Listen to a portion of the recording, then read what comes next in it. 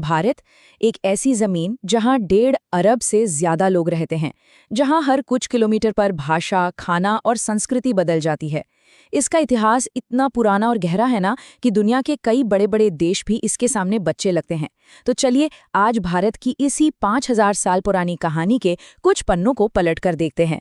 हम बात कर रहे हैं लगभग 1.5 अरब लोगों की। और ये सिर्फ एक नंबर नहीं है, ये उस कहानी का पैमाना है जिसे हम आज समझने की कोशिश कर रहे हैं।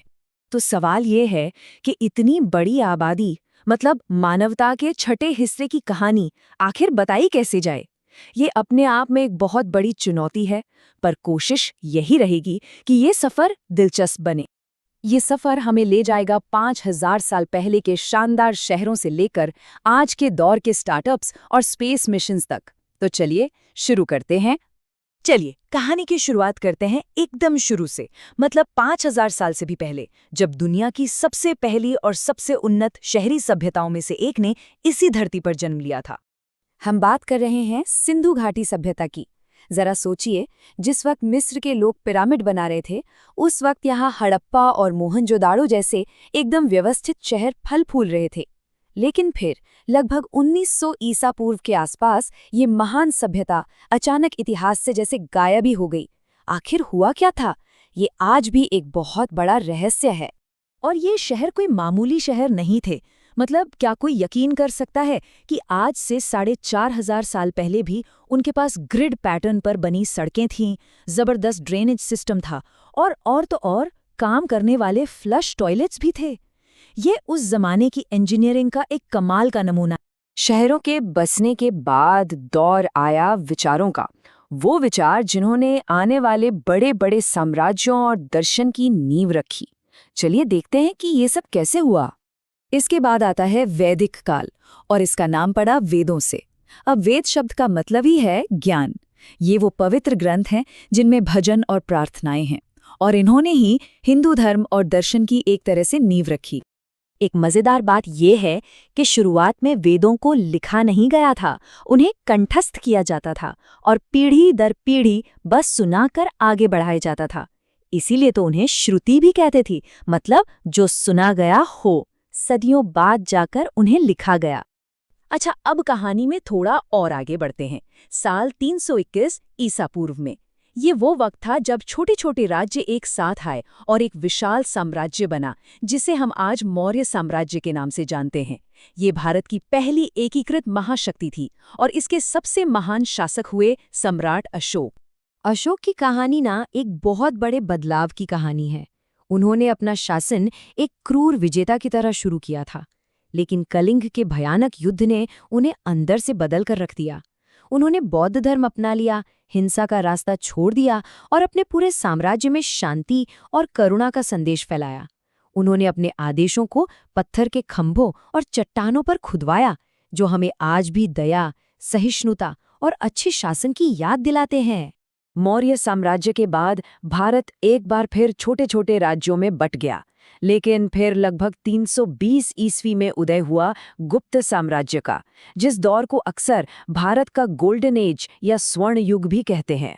और इसे स्वर्ण युग यूं ही नहीं कहते।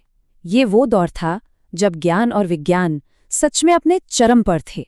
महान गणितज्ञ आर्यभट्ट ने दुनिया को जीरो यानी शून्य का कॉन्सेप्ट दिया, जिसके बिना आज की टेक्नोलॉजी तो सोची भी नहीं जा सकती। उन्होंने पाई की वैल्यू कैलकुलेट की और ये भी बताया कि पृथ्वी अपनी ही धुरी पर घूमती है।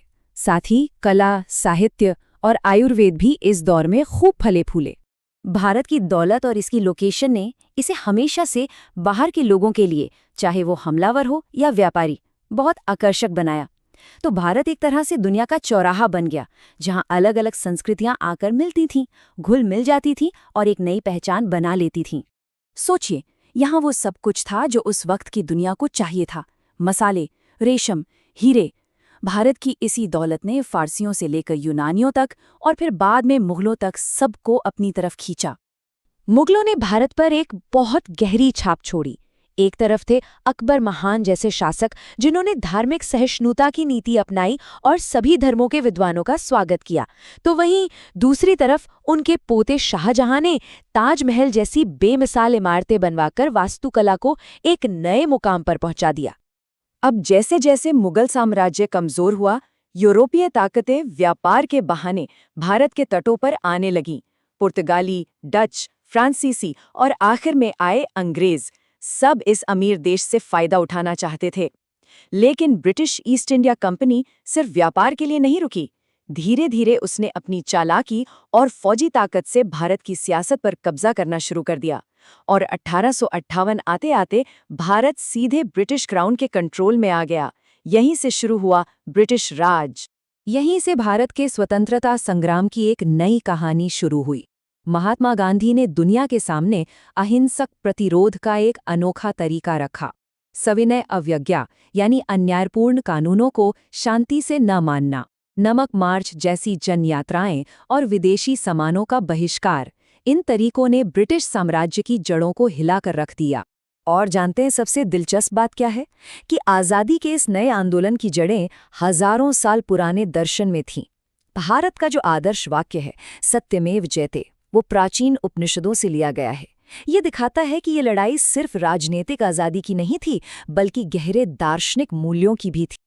आखिरकार 15 अगस्त 1947 को भारत आज़ाद तो हो गया, लेकिन इस आज़ादी की एक बहुत बड़ी, बहुत भारी कीमत चुकानी पड़ी। देश का बंटवारा हुआ और इतिहास के सबसे बड़े विस्थापनों में से एक हुआ, जिसमें 1 करोड़ से ज्यादा लोगों को अपने घर-बार छोड़ने पड़े। और इस बंटवारे के दौरान जो हिंसा हुई, उसमें 10 लाख से ज्यादा लोगों ने अपनी जानें गंवा दी। भारत आज़ाद था, लेकिन बहुत गहरे जख्मों के साथ। आज़ादी के बाद भारत ने एक नए सिरे से खुद को बनाने का एक लंबा सफ़र शुरू किया। इतनी सारी चुनौतियों के बावजूद भारत दुनिया का सबसे बड़ा लोकतंत्र बना।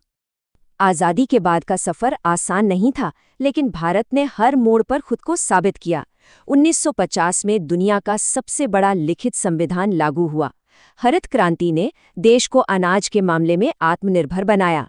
इसरो ने स्पेस साइंस में दुनिया को हैरान कर दिया और अपने पहले ही अटेम्प्ट में मंगल पर पहुंच गया। और फिर 1991 के आर्थिक सुधारों ने दुनिया के लिए दरवाजे खोल दिए, जिससे आज भारत एक बड़ी आर्थिक और टेक पावर के तौर पर खड़ा है।